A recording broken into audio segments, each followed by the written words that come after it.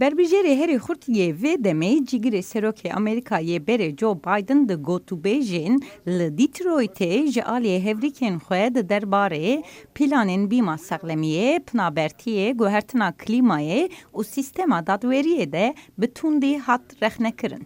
لی بایدن جی تیوی سناتورا کالیفورنیای کامالا هریس هفریکن خود درباره پلانین وانه بیما سقلمیه دا رخنه کر.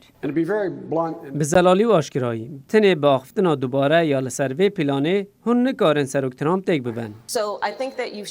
براستی گرد و لسر آخفتنا خواب فکری لفهم بگه که گل امریکی داخوازا گشتنا خدمت ساخلمیه دکن و ناخوازن دراف لپش به آستنگ.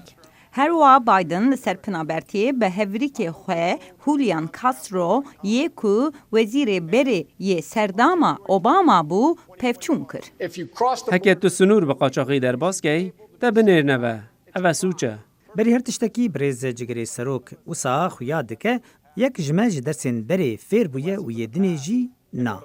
سناتورا نیویورکی کریستین جیلی برند جو بایدن درباره آخافتنین ویین پاشه روژهین لسر جنین کود خبتن رخنه کر. پرانیا جنان جبو خودی کرین آزاروکن خوا کار دکن و پرانیا وان جی دخوازن کار بکن داکو آلیکاریا جواکه بکن. یان ایرو باریاته بو ایناه یان جی مبستاتا چی بوده مدو آخفتن کر؟ از لسر قانون مهانه این وکب پرسکنیم. من پیشنیارا ایتس آن آس آماده کرد داجن لزاننگه ها رفتارین باش ببینن. من راحتی زاننگه ها ساکروزه.